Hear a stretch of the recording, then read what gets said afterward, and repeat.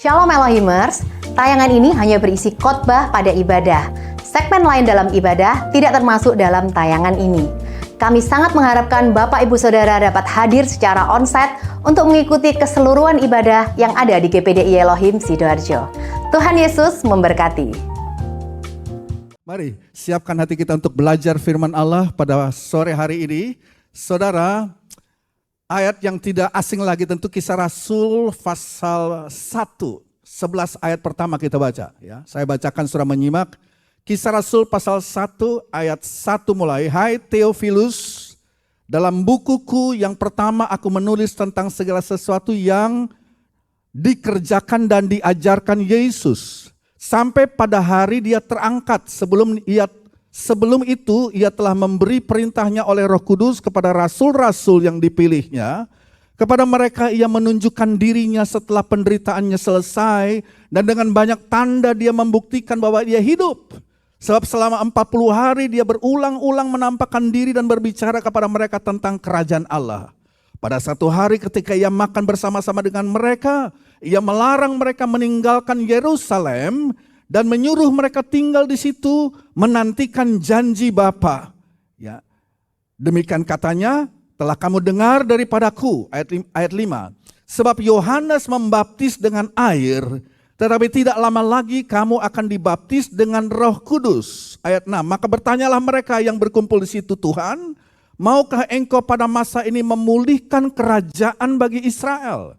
Jawabnya, engkau tidak perlu mengetahui masa dan waktu yang ditetapkan Bapa sendiri menurut kuasanya. Tetapi, ini ayat Mas Pantekosta di saudara, tetapi kamu akan menerima kuasa kalau Roh Kudus turun ke atas kamu, dan kamu akan menjadi saksiku di Yerusalem dan di seluruh Yudea dan Samaria dan sampai ke ujung bumi. Sesudah ia mengatakan demikian, terangkatlah ia, disaksikan oleh mereka, dan awan menutupnya dari pandangan mereka. Ketika mereka sedang menatap ke langit waktu ia naik itu, tiba-tiba berdirilah 2 orang yang berpakaian putih dekat mereka, dan berkata kepada mereka, hai orang-orang Galilea, mengapa kamu berdiri melihat ke langit? Yesus ini yang terangkat ke sorga meninggalkan kamu akan datang kembali dengan cara yang sama seperti kamu melihat dia naik ke sorga. Baik, saudara, ada 3 peristiwa dalam kehidupan Yesus Kristus waktu dia berada dalam dunia ini, saudara, yang sangat penting, yang ada tanggalannya dalam kalender yang kita pasti rayakan, saudara, ya. Yang pertama adalah kelahirannya, ya kan, hari Natal. Kemudian setelah itu disusul apa? Paskah, ya, kematian, kubur, dan kebangkitannya, saudara. Dan saudara, yang ketiga, yang pertama adalah Natal, yang kedua adalah Jumat Agung, dan yang ketiga adalah hari Paskah, ya. Nah, saya kira kartu-kartu yang memberikan ucapan Natal banyak. Kartu-kartu ucapan, kata-kata yang berhubungan dengan kelahiran Yesus, berhubungan mungkin juga dengan hari Jumat Agung, penderitaan Yesus di atas kematiannya di atas kayu salib. Bahkan pada hari Paskah kebangkitannya mungkin banyak kita bisa pergi dan cari dan melihat di toko-toko buku mungkin, saudara, kartu-kartu ucapan dari ketiga peristiwa dalam kehidupan Yesus Kristus tercatat semua, dirayakan, ada kalendernya.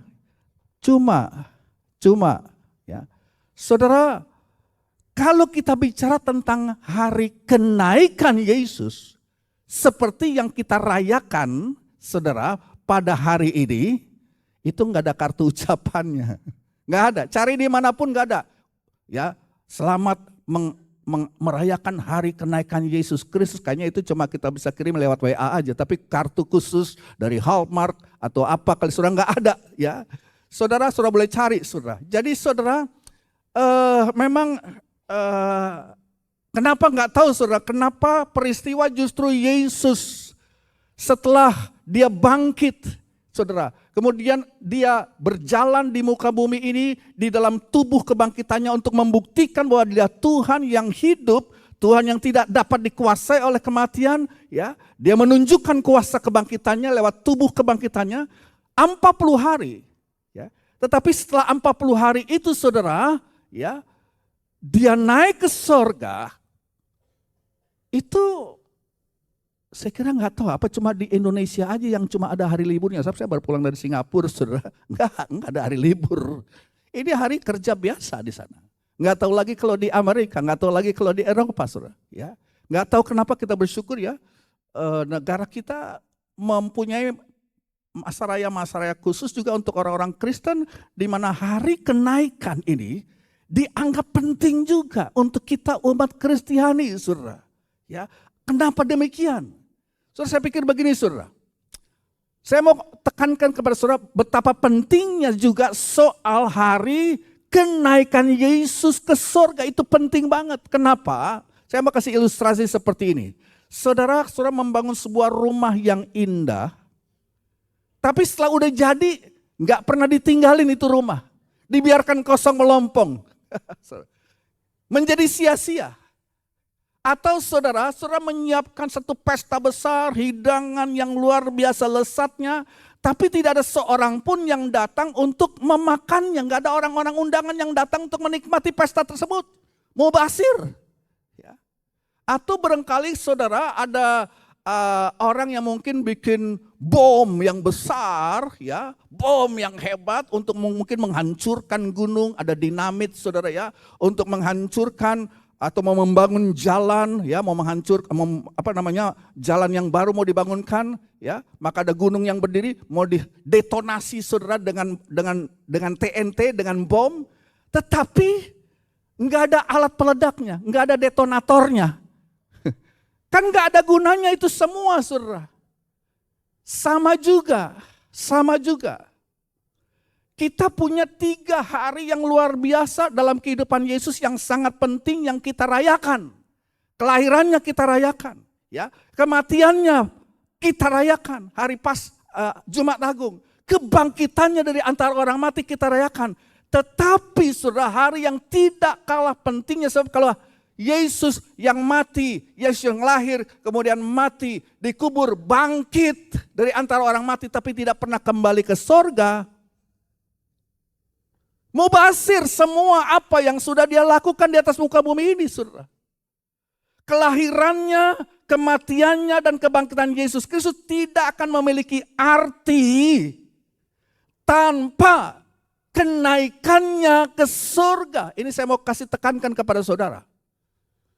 Sudah betul kita jemaat GPD Elohim merayakan bukan cuma hari Natal, hari kelahirannya, merayakan bukan cuma penderitaannya, hari Paskah dan hari kebangkitannya, tapi juga kita memperingati hari di mana dia naik ke surga. Kenapa? Karena Natal, Paskah nggak ada gunanya kalau Yesus tidak naik ke surga. Dia tetap berkeliaran di muka bumi ini.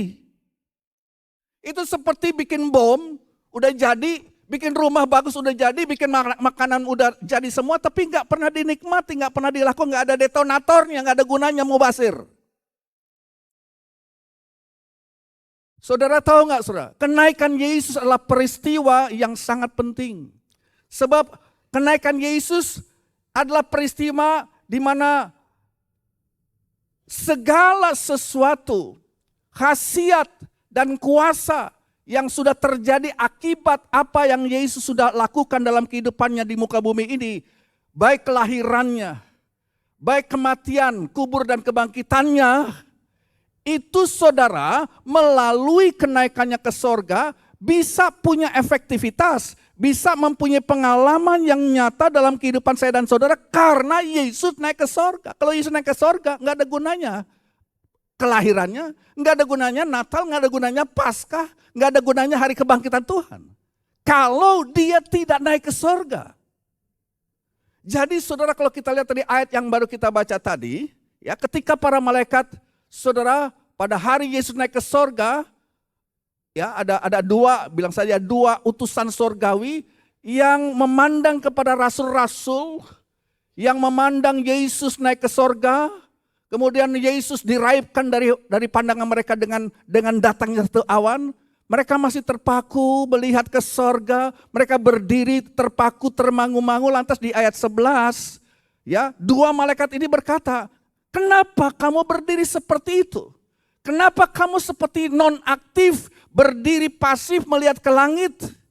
Ya, saudara, malaikat berkata demikian, ada apa kamu seperti melongo kayak gitu, gak ada kegiatan apa-apa. Saudara, ngapain kata kedua malaikat tersebut?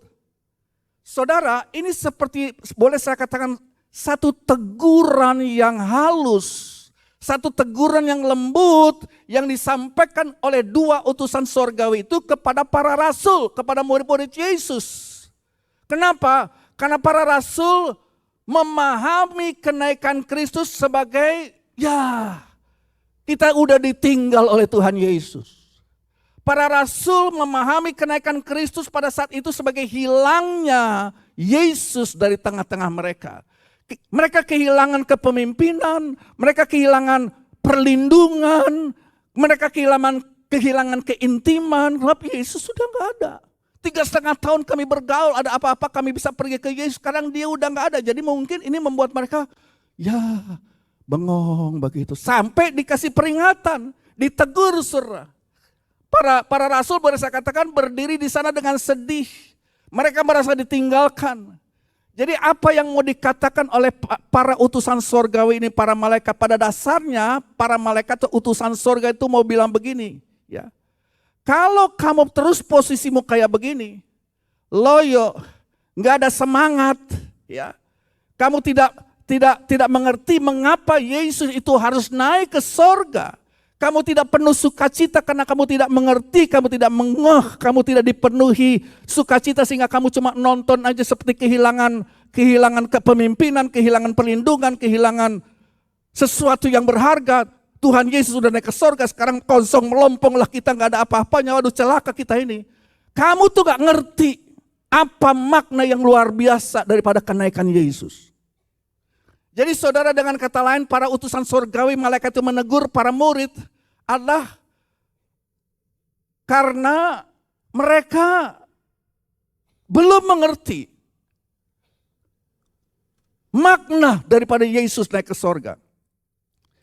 Ajaran tentang kenaikan Yesus Kristus, doktrin tentang Yesus naik ke sorga itu belum ditangkap oleh mereka dan belum meledak di dalam diri mereka.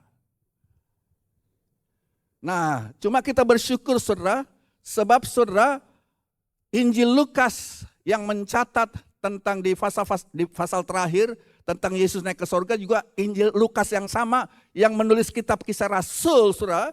Jadi kita bersyukur kita memiliki kitab Lukas, Injil Lukas dan kitab Kisah Para Rasul itu bersama-sama ditulis oleh orang yang sama, itu Lukas.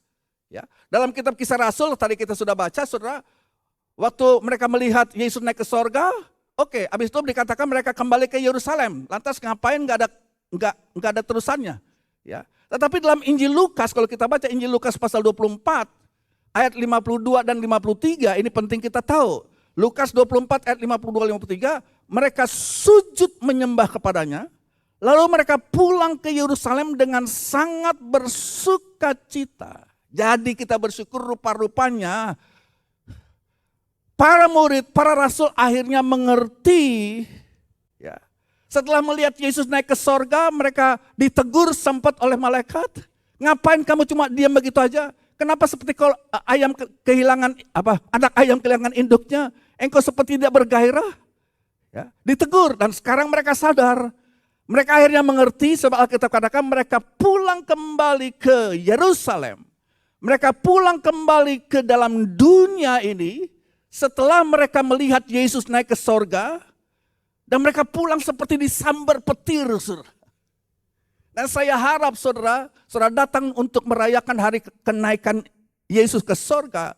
Kalau saudara pulang sebentar, atau saudara mulai bekerja juga esok hari kalau masih ada yang bekerja, atau nanti hari Minggu atau nanti mungkin hari Senin, saya berharap saudara juga mengalami seperti apa yang dialami oleh para rasul. Mereka mengerti ada apa Yesus naik ke sorga. Seperti dikatakan waktu Yesus naik ke sorga akhirnya mereka sujud menyembah.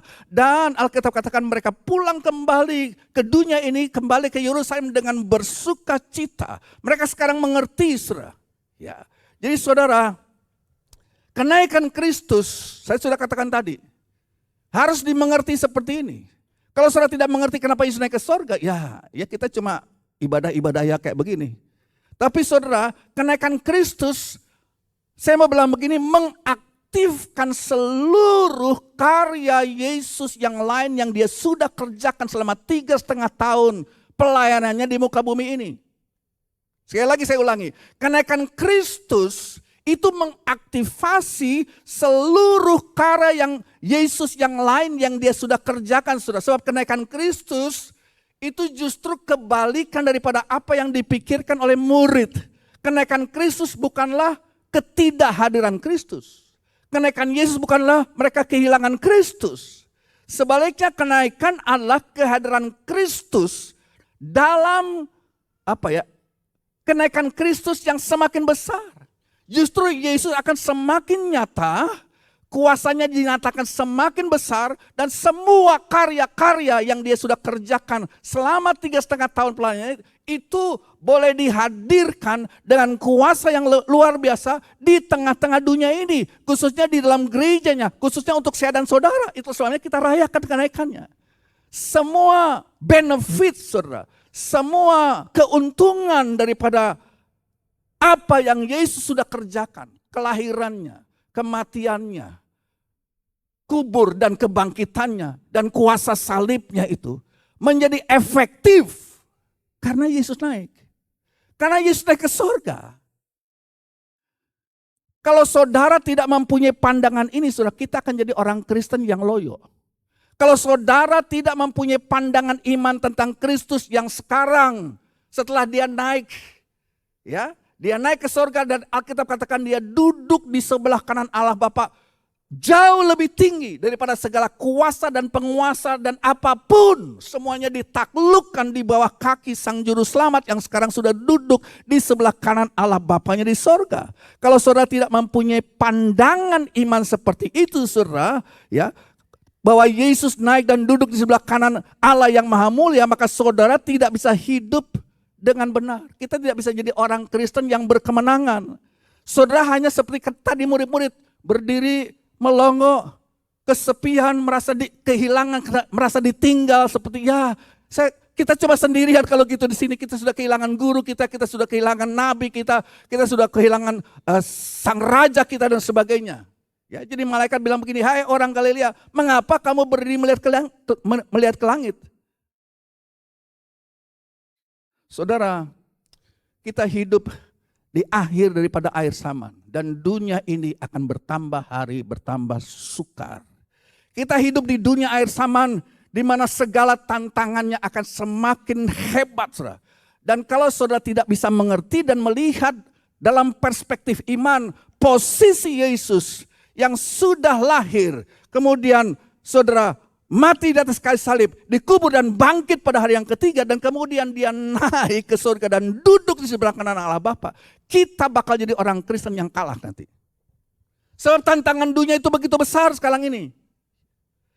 Saudara-saudara membutuhkan pengertian yang benar tentang kenaikan Yesus Kristus. Saudara harus sungguh-sungguh memegang kebenaran ini bahwa Yesus sekarang duduk di sebelah kanan Allah Bapa jauh lebih tinggi daripada segala kuasa dan penguasa dan apapun. Sehingga sekarang gereja Tuhan dapat menikmati, ya saudara, segala berkat yang Yesus sudah kerjakan waktu dia ada dalam dunia ini. Itu bukan hanya fakta sejarah 2000 tahun yang lalu, tapi itu sekarang dapat kita nikmati sekarang ini, saudara, dan kita dapat mempunyai satu kehidupan yang berkemenangan karena Yesus naik ke sorga. Dan waktu dia naik ke sorga, dia, saudara, dilengkapi dengan satu buah pemberian, yaitu dia menjadi pembaptis dengan Roh Kudus.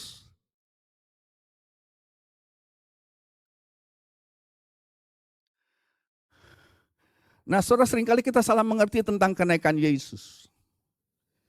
Kenaikan Yesus itu bukan perjalanan ke ruang angkasa, jangan salah. Saudara ingatlah dulu tahun berapa ya, saya lupa, tahun 60-an atau sebelum tahun 60-an adalah kosmonot Rusia yang namanya Yuri Gagarin. Ya. Dia naik pesawat angkasa luar, baru sampai di, ya masih di bumi juga, tapi ya baru sedikit lebih tinggi lah dari pesawat jet. Udah di ruang angkasa sih. Lantas dia bilang begini, Dan ini disiarkan ke seluruh dunia. Kosmonot, manusia pertama yang naik begitu tinggi sampai ke stratosfer, ya, itu di atas atmosfer bumi kita ini. Di atas pesawat jet yang paling tinggi. Sampai di sana dia sudah bilang begini. Ya namanya juga ya dia adalah orang komunis. Saya tidak melihat ada sorga di sini katanya. Saya tidak melihat adanya sorga atau adanya Tuhan di sini. Mana? Enggak ada. Ya, saya sudah pergi ke sana katanya. Nah, saya tidak menemukan bukti bahwa sorga itu ada, bahwa Allah itu ada. Semuanya kosong melompong. Nah, inilah salah pengertiannya orang dengan memikirkan bahwa kalau Yesus naik ke sorga, itulah perjalanan ruang angkasa seperti kosmonot Yuri Gagarin. Bukan, saudara. Waktu Alkitab katakan, saudara, tadi kita sudah baca, waktu Yesus naik ke sorga, dia bukan naik ke kosmos, dia bukan naik ke atmosfer lebih tinggi lagi, stratosfer lebih tinggi lagi, mungkin ruang angkasa. Bukan, saudara. Dia melewati itu semua, dia menembus langit yang pertama lah atmosfer bumi kita ini, langit yang kedua adalah jagat raya itu, dan langit yang ketiga itu di belakang langit biru itulah sesuatu yang tidak pernah ada manusia yang bisa sampai ke sana. Jadi saudara, Alkitab katakan Yesus naik ke sorga. Bukan naik ke ruang angkasa lantas tinggal di planet Mars atau tinggal di bulan atau enggak, saudara. Jangan salah mengerti, makanya orang bisa mengejek, kami tidak melihat ada apa-apa di ruang angkasa, enggak ada itu Yesus, enggak ada itu sorga. Ya mereka tidak mengerti sebab kata sorga di sini adalah sesuatu keadaan yang jauh lebih tinggi, jauh lebih hebat daripada sekedar saudara atmosfer atau sekedar jagat raya ini, saudara. Yesus yang sudah meninggalkan sorga 2000 tahun yang lalu. Dia menjadi manusia, ya. Dia menderita untuk saya dan saudara. Kemudian saudara, dia mati bagi kita. Dia bangkit dari kematian, ya. Dia mengalahkan maut. Semua itu adalah bagi saya dan saudara. Nah, kalau dia terus tinggal di dalam dunia, saudara, ya nggak ada efeknya buat saya dan saudara. Dia harus naik ke sorga, bukan naik ke alam semesta, naik ke satu kawasan spiritual. Dia keluar dari batas ruang dan waktu. Dia naik ke sorga dan dia katakan, dia duduk di sebelah kanan Allah Bapa. Sehingga saudara, dalam posisi seperti itu, ya, waktu dia duduk di atas tahtanya, dia memiliki posisi dan otoritas untuk mengambil seluruh karya yang dia sudah lakukan 2000 tahun yang lalu. Dia mengambil dengan segala manfaat dan kemuliaan dan oleh kuasa Roh Kudus, dan kemudian melemparkannya, menerapkannya kepada saya dan saudara dimanapun kita berada. Saya percaya pada sore hari ini saudara, karena Yesus sudah naik ke sorga, dia menerima segala benefit, ya, dan itu diaktifasi dan dia mau berikan, dia mau lemparkan kepada saya dan saudara melalui kuasa Roh Kudusnya. Itu yang terjadi. Yesus harus naik ke sorga.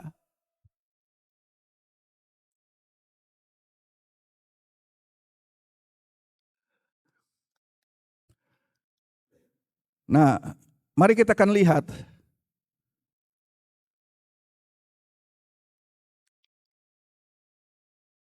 Tuhan mau menyatakan kuasanya, berkat-berkatnya di tengah-tengah kita, umat Tuhan.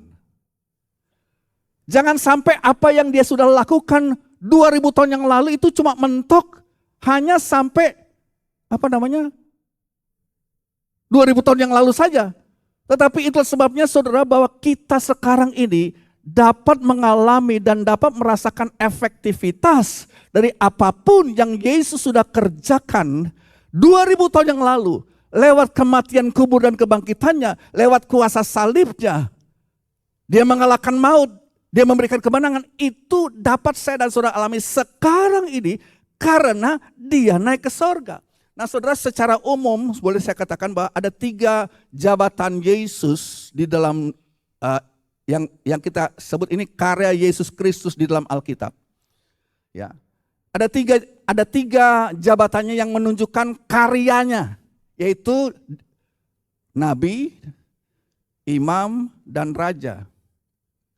Nabi, imam, dan raja. Saudara. Kalau kita mengatakan sesuai dengan Alkitab Yesus adalah nabi, itu maksudnya saudara, waktu dia ada dalam dunia ini, dia sebagai nabi, dia mempunyai satu karunia untuk menyampaikan firman Allah. Dialah penyambung mulut Allah. Dia, saya boleh sebutkan sebagai seorang guru yang mengajar, membawa kebenaran firman Allah. Ya, dialah penyambung mulut Allah, dialah sang nabi yang terbesar, dan dia menyampaikan kebenaran firman Allah, dan dia menyucikan kita, menyucikan orang yang mendengarkan firman Tuhan itu, dan memerdekakan dengan kuasa firman-Nya. Itu pelayanan kenabian dia. Kalau imam saudara, Yesus adalah imam yang sempurna, saudara, itu berarti saudara, dia membuka jalan untuk menuju Allah. Imam itu tugasnya adalah saudara memperkenalkan atau mewakili manusia kepada Allah. Kalau orang mendekati Yesus sebagai imam, maka mereka akan bertemu dengan Allah, ya, dan Yesus akan membuka jalan menuju kepada Allah. Yang ketiga sebagai raja, saudara, itu bicara tentang pemimpin yang akan membebaskan umatnya. Oke lah, kita lihat dengan cepat satu persatu ini, saudara. 3 posisi ini.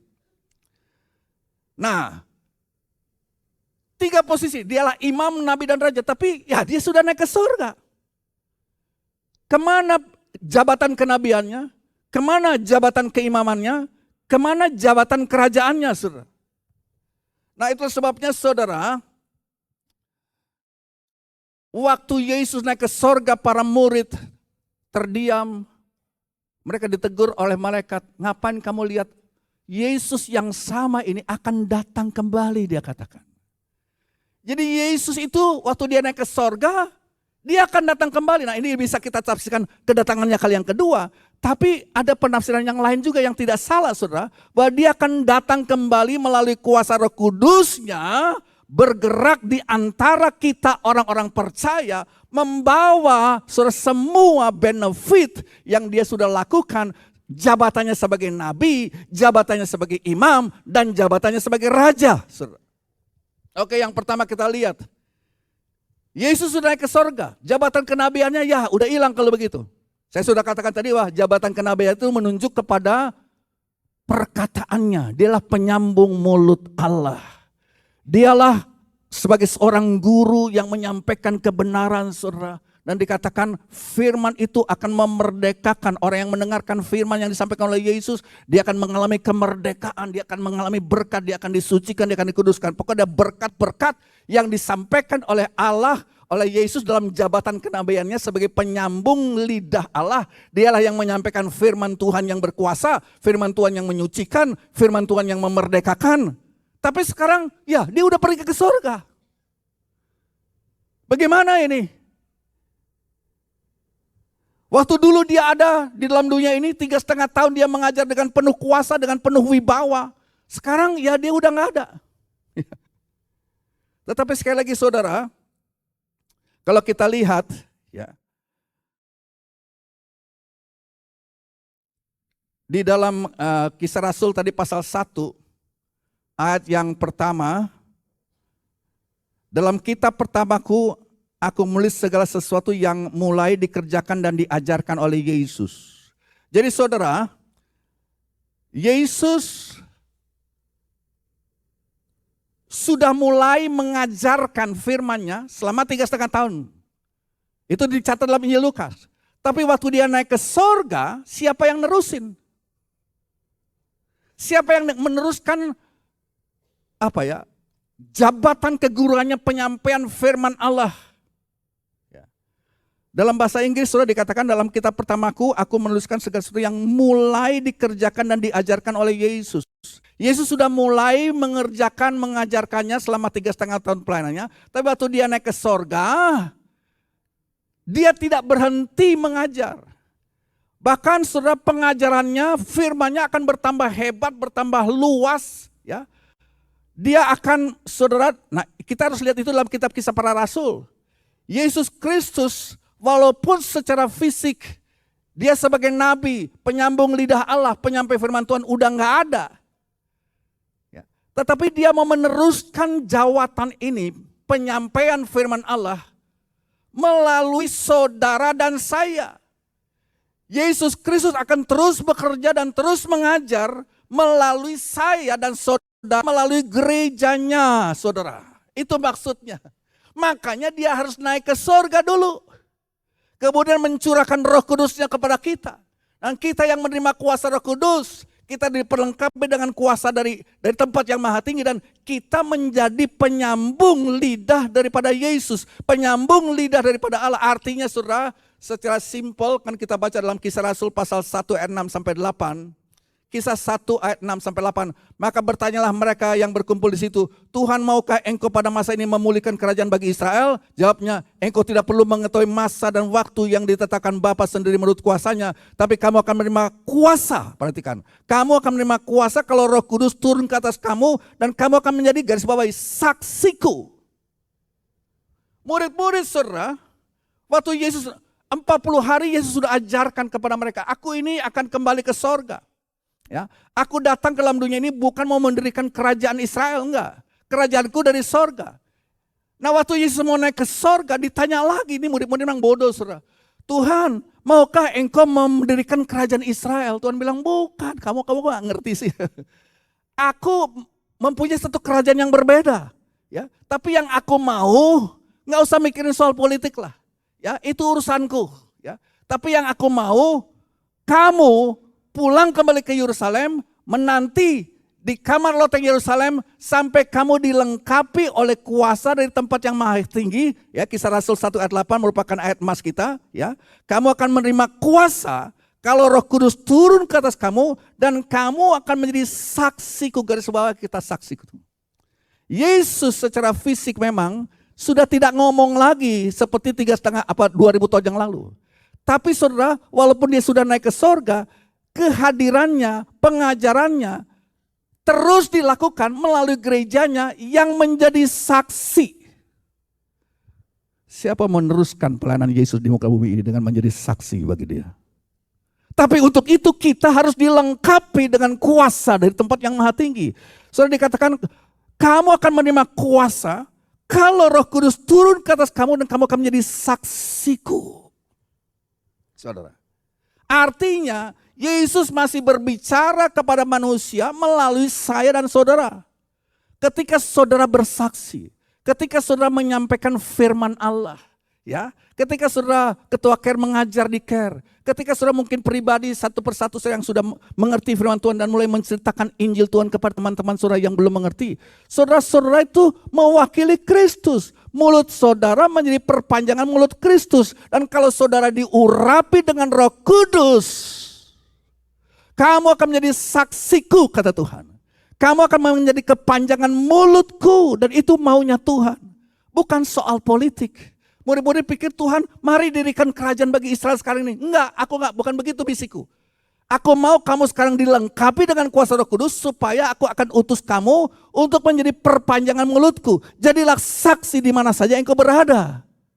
Maukah engkau menjadi saksiku? Elohim, maukah saudara menjadi saksi Tuhan? Menjadi saksi, memberitakan firman bukan hanya seperti saya saudara, berdiri di mimbar masuk sekolah kitab. Enggak, saya sudah katakan mimbar saudara mungkin adalah di tempat kerjamu. Ya, saudara dapat jadi saksi di sana. Saudara dapat menjadi penyambung lidah Allah di sana. Ada banyak orang perlu mendapat nasihat, ada banyak orang kebingungan saudara. Ada banyak orang yang perlu mendapat lawatan dan zaman Tuhan. Sudah kita buktikan saudara, beberapa jemaat saya bukan pendeta, bukan seperti saya yang sudah sekolah kitab, tapi mereka percaya, mereka dipenuhi Roh Kudus dan mereka mulai beritakan Injil, mulai tumpang tangan, kesembuhan bisa terjadi. Berikan kemuliaan bagi Tuhan. Ini maunya Tuhan. Kamu harus menjadi saksiku kalau kamu dilengkapi dengan kuasa dari tempat yang maha tinggi. Ya, aku naik ke sorga, tapi sekarang engkau menjadi perpanjangan mulutku, engkau menjadi perpanjangan tanganku, engkau menjadi perpanjangan kakiku kemanapun engkau pergi. Engkaulah Yesus, Yesus kecil dalam dunia ini. Kalau engkau dilengkapi dengan kuasa Roh Kudus, jangan pergi dengan kekuatanmu sendiri. Jadilah saksi, saudara, lewat tingkah laku, pola hidup kita di tempat kerja saudara, orang melihat, wah luar biasa, pengikut Kristus, Yesus kecil ini luar biasa. Mereka tidak mau menipu, mereka tidak mau bikin jahat, mereka tidak mau memanipulasi orang, mereka tidak mau merugikan perusahaan, mereka orang-orang yang bekerja dengan baik. Saudara menjadi kepanjangan kesaksian Kristus di muka bumi ini.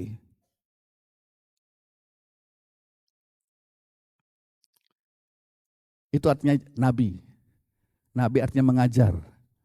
Mengajar bukan berarti saudara menjadi guru sekolah kitab atau mengajar seperti saya seperti ini. Tapi saudara, kamu akan beroleh kuasa kalau Roh Kudus turun di dalam kamu, akan menjadi saksi.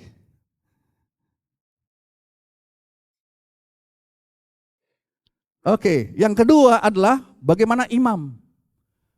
Keimaman, saudara. Saudara, kita tahu bahwa Yesus sekarang memang tidak ada di dunia ini. Dialah imam besar. Ya. Imam tugasnya adalah mewakili kepentingan manusia kepada Allah. Ya. Sekarang dia nggak ada di sini. Dia naik ke sorga, saudara. Tapi di sorga dia nggak nganggur. Dia nggak nganggur. Kalau kita baca Ibrani 9 ayat 24. Ibrani 9 ayat 24, sebab Kristus bukan masuk ke dalam tempat kudus buatan tangan manusia yang hanya merupakan gambaran saja dari yang sebenarnya, tapi ke dalam sorga sendiri untuk menghadap hadirat Allah guna kepentingan kita. Garis bawah itu. Dia naik ke sorga menjadi imam kekal selama-lamanya di hadapan hadirat Allah guna kepentingan kita. Saya kasih contoh, saudara. Dalam Kisah Rasul pasal 7, kita kenal seorang murid Tuhan, namanya Stefanus.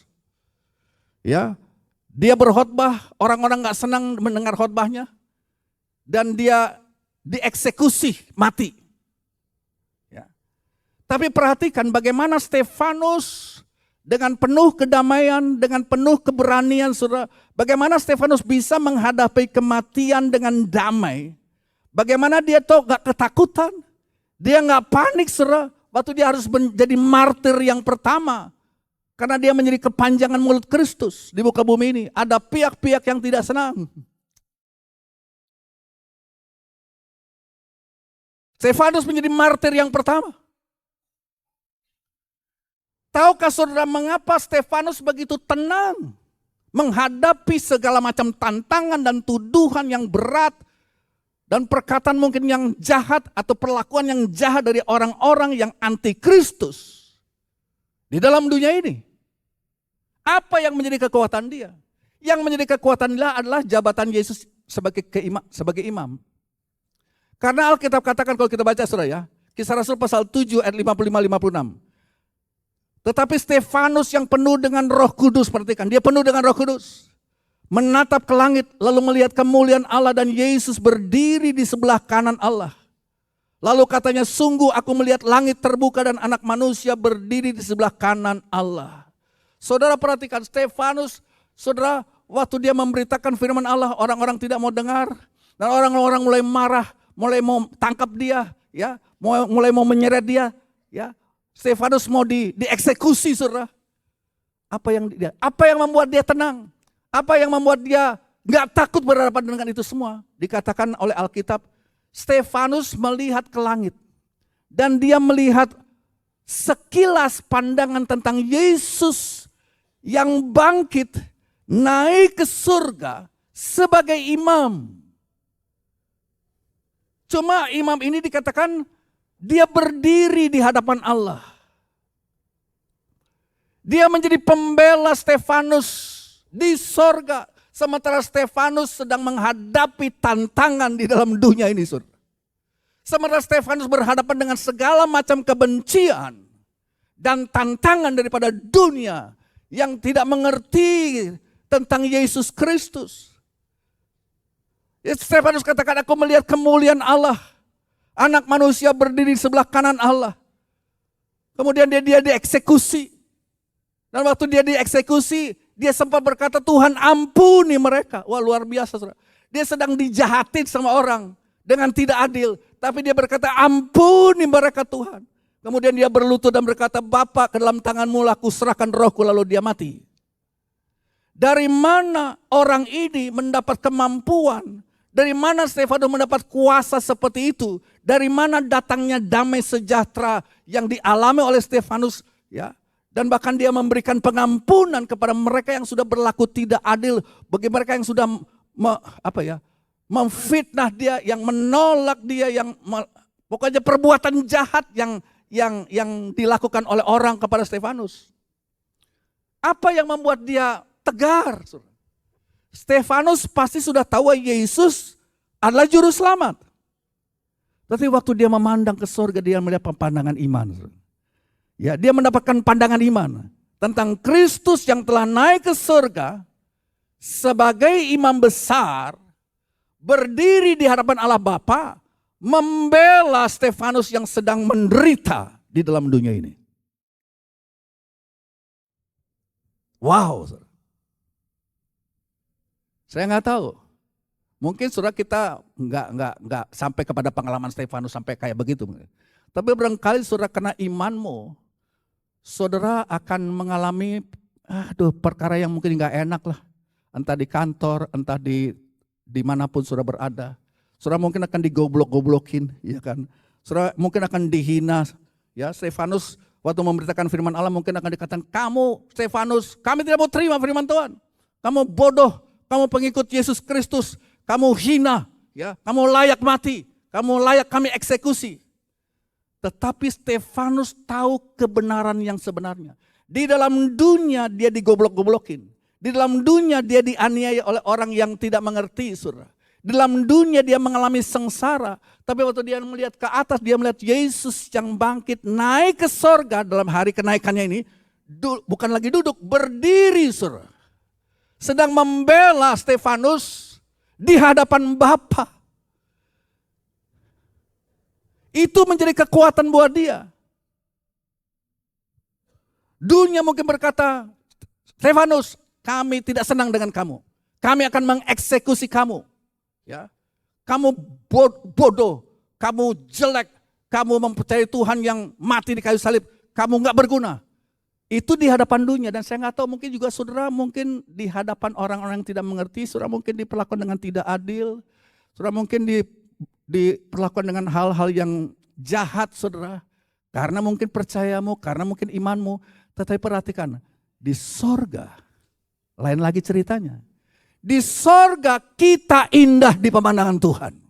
Di dunia ini mungkin saudara dilecehkan. Di dalam dunia ini mungkin saudara menderita. Saudara diperlakukan dengan tidak benar. Saudara jangan takut sebab Stefanus berhadapan dengan ini. Dia tidak takut, dia mengalami damai sejahtera. Bahkan dia katakan, Tuhan ampuni mereka yang sudah berbuat jahat kepadaku.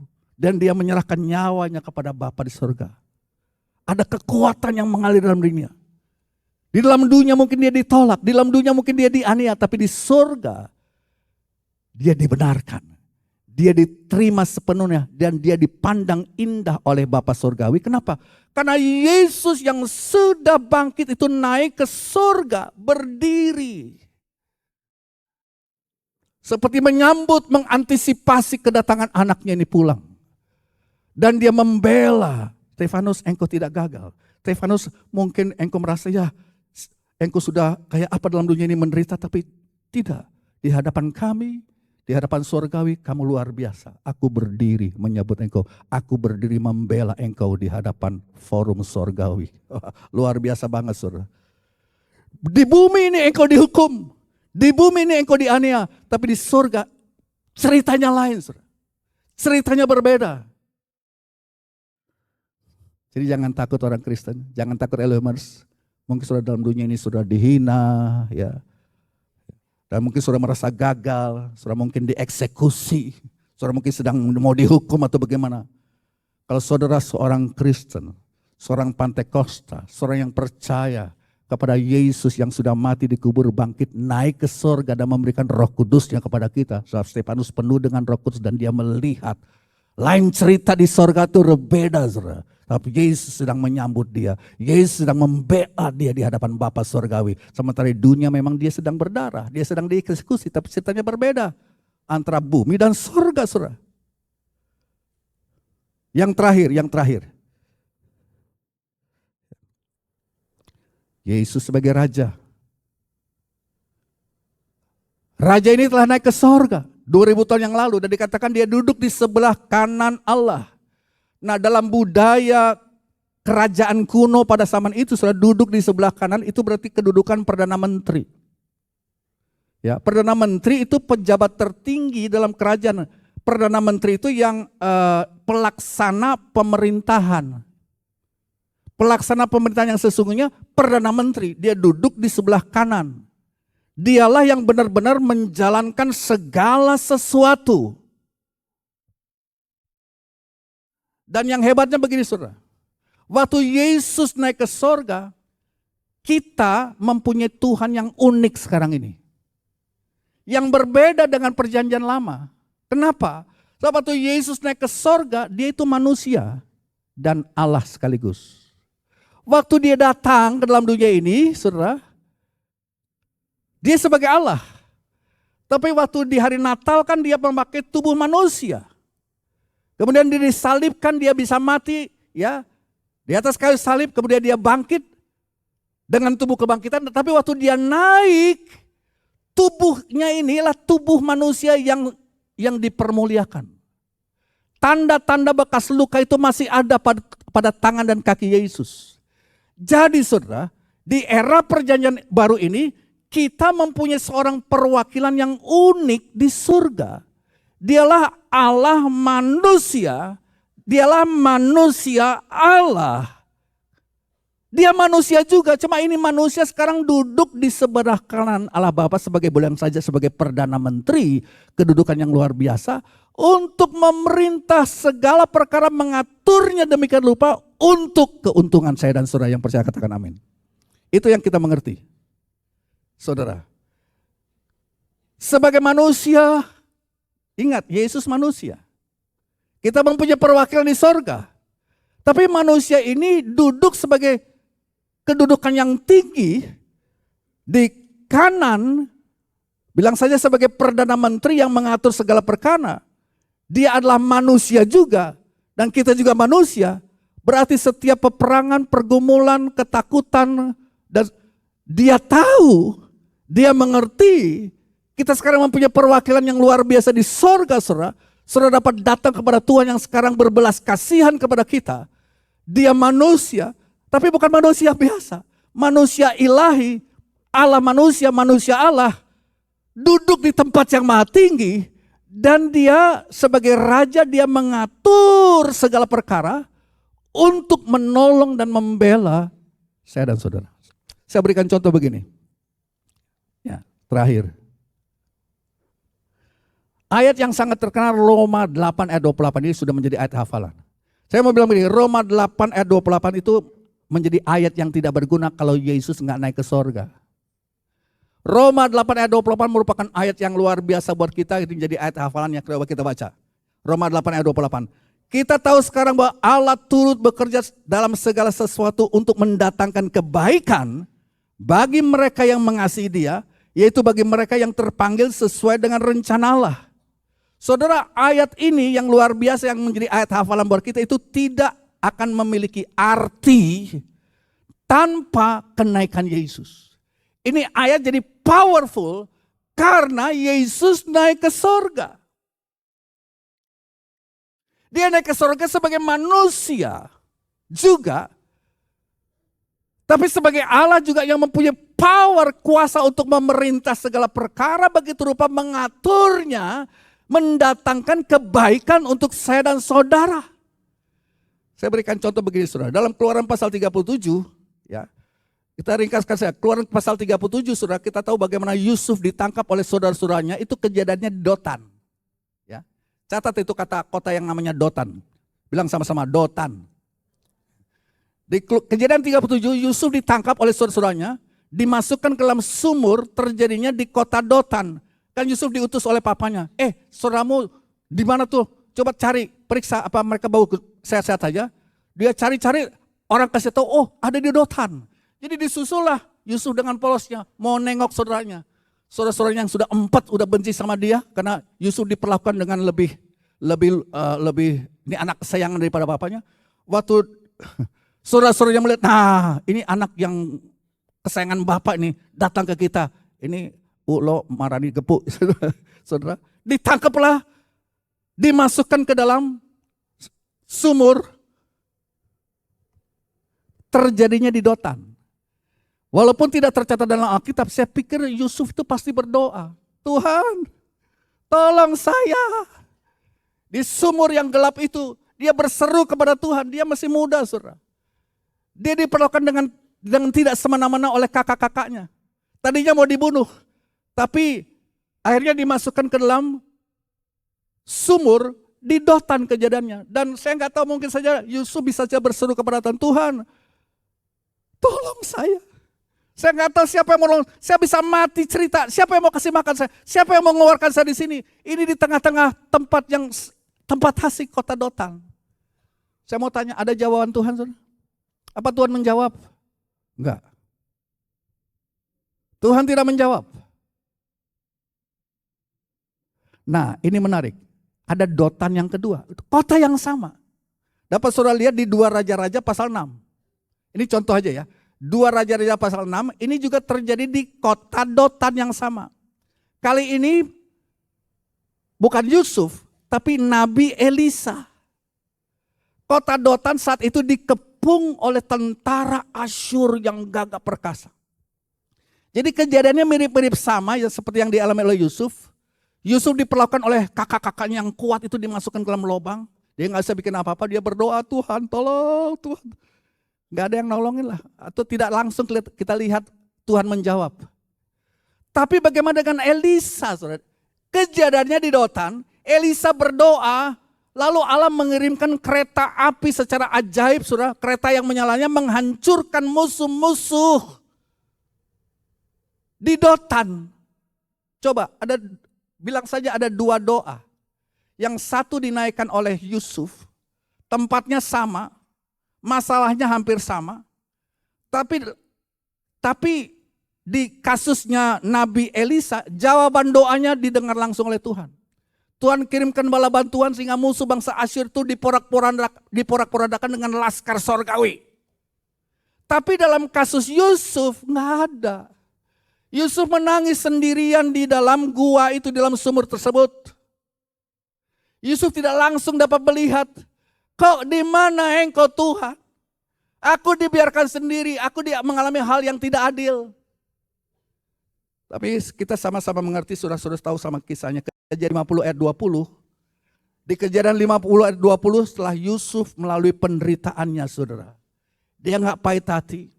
Dia percaya bahwa segala perkara bekerja sama mendatangkan kebaikan bagi orang yang mengasihi dia. Walaupun belum ada ayat itu, saudara, pada saat itu. Tapi Kejadian 50 ayat 20 mirip-mirip sama, saudara. Yusuf bilang begini kepada saudara-saudaranya, kamu memang merencanakannya untuk kejahatan terhadap aku, tapi Allah merencanakannya untuk kebaikan. Saudara, memang kita tidak mengerti. Ya, cara Allah bekerja mau dijelasin, itu seperti mau memasukkan air lautan Atlantik ke botol.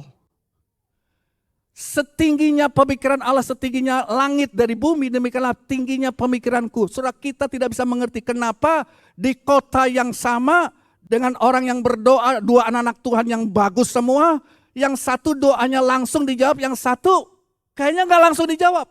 Bahkan harus dijual ke Potifar, dia menjadi hamba, dia mengalami banyak masalah selama kurang lebih puluhan tahun. Saudara. Sampai satu saat Kejadian 50 ayat 20 katakan, aku Yusuf mengerti. Aku tidak pahit hati, aku tahu. Kalau di zaman dulu aja Yusuf sudah bisa berkata Roma 8 ayat 28 versinya dia. Di zaman sekarang, saudara, Yesus dia sudah bangkit dan dia naik. Dia naik sebagai raja. Raja yang duduk, bilang saya sebagai Perdana Menteri yang mengatur segala perkara. Sehingga Roma 8 ayat 28 itu betul-betul bisa efektif di dalam kehidupan kita sebagai anak Tuhan.